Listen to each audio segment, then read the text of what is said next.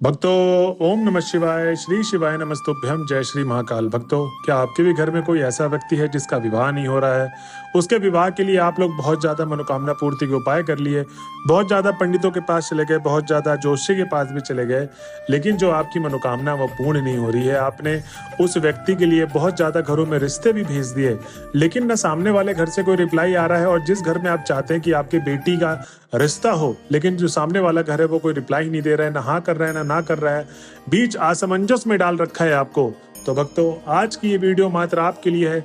जिस किसी के जीवन में अगर विवाह से रिलेटेड समस्याएं चल रही हैं और अगर विवाह उस व्यक्ति का नहीं हो रहा है तो चिंता मत करिए। आज की जो वीडियो है, गुरुदेव जी की बताई गई वीडियो, विवाह से रिलेटेड उपाय बताऊंगा आज आपको मैं।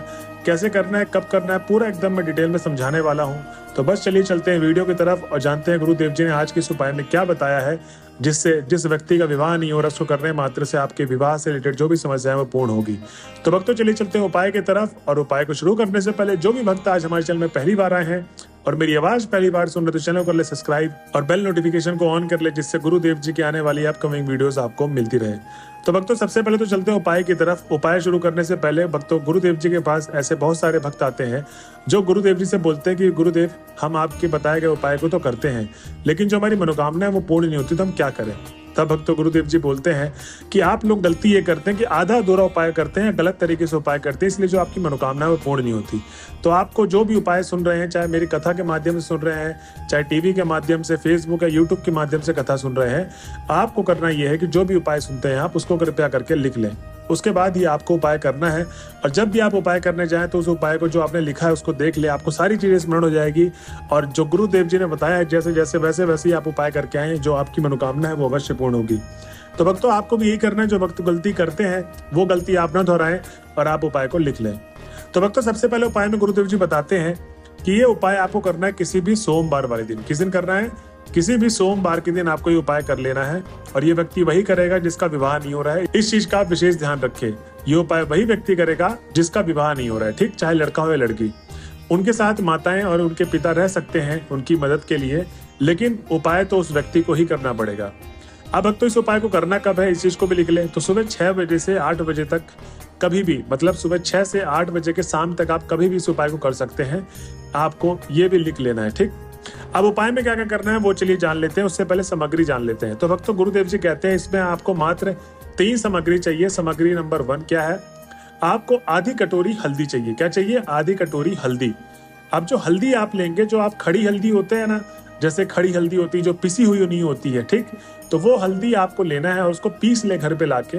और पीसने के बाद उसको आधी कटोरी हल्दी को भर ले। और साथ में आपको क्या चाहिए? थोड़ी सी मिठाई, 1-2 पीस मिठाई के आप ले ले। अब मिठाई का क्या उपयोग है मैं आपको बताऊंगा, लेकिन आपको मिठाई लेके जाना है। और 1 लोटा पीतल के लोटे में आपको जल भरना है, जो घर से भर के लेके जाना है। मंदिर परिसर से आपको वो जल नहीं भरना है, ठीक। अब आपको सीधा चले जाना है शमी पत्र के पेड़ के पास। जी हाँ भक्तों, गुरुदेव जी कहते हैं कि जो ये उपाय है आपको शमी पत्र के पेड़ में करना है। अब जब आप शमी पत्र के पेड़ के पास पहुंच जाएंगे सोमवार के दिन मेरे बताए गए हुए समय पे, तब आपको श्री शिवाय नमस्तुभ्यम या महादेव का या देवादिदेव महादेव के मंत्रों का जाप करना है, उनके नाम का स्मरण करना है 7 से 10 मिनट। उसके बाद ही आपको उपाय शुरू करना है। तो शमी पत्र के पेड़ के पास वो लड़का या लड़की जो जिसका विवाह नहीं हो रहा है, वो लड़का या लड़की, आपको 7 से 10 मिनट क्या करना है? महादेव का स्मरण। अब जब आप स्मरण कर लेंगे, अब उपाय कर सकते हैं। अब उपाय में सबसे पहले तो आपको करना क्या है कि जो आप हल्दी लेकर गए, ठीक, उस हल्दी को आपको थोड़ा सा मतलब पानी डालना है, उसका लेप बना ले। हल्दी को लेप बनाने के बाद गुरुदेव जी कहते हैं कि जो लड़का है या लड़की जिसका विवाह नहीं हो रहा, उसको अपने दोनों हाथों में हल्दी लगाना है, जो आपने लेप तैयार किया है। और दोनों हाथों में हल्दी लगाने के बाद आपको शमी पत्र के पेड़ में अपने दोनों हाथों से छापा लगाना है। कितनी बार? 5 बार आपको शमी पत्र के पेड़ में छापा लगाना है अपने दोनों हाथों से, ठीक। उसके बाद आपको क्या करना है? जो 1 लोटा जल लेकर गए थे, वो 1 लोटा जल आपको शमी पत्र के पेड़ की जड़ में अर्पित करना है। जी हाँ भक्तों, उनके पेड़ के ऊपर वाले भाग में ना करें, जहां पर जड़ है शमी पत्र के पेड़ का, जो जमीन से जुड़ा हुआ, वहीं पर आपको जल अर्पित करना है पूरा का पूरा। और महादेव का स्मरण करते करते आपको पूरा का पूरा जल अर्पित कर देना है।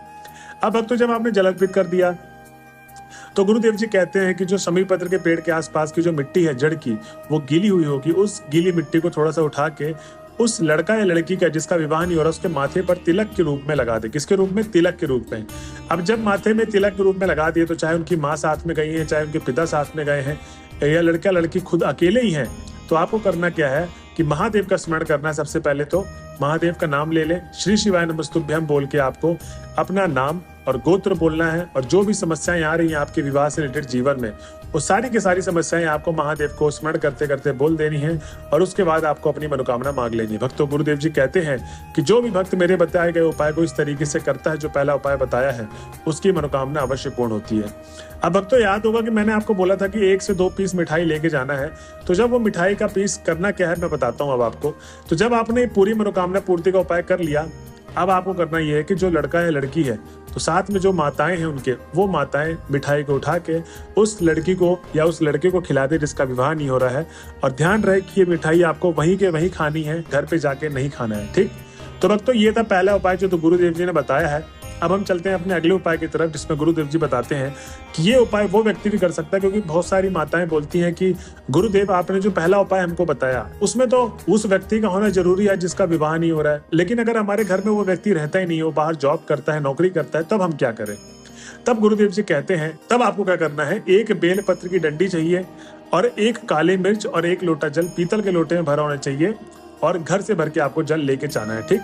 अब ये उपाय करना कब है, तो किसी भी दिन आप इस उपाय को कर सकते हैं। जी हाँ भक्तों, जितनी भी माताएं इस उपाय को सुन रही हैं, तो वो माताएं किसी भी दिन इस उपाय को कर सकती हैं। अब इस उपाय में आपको करना यही है कि सुबह के 6 बजे से लेकर 8 बजे तक के बीच में इस उपाय को करना है।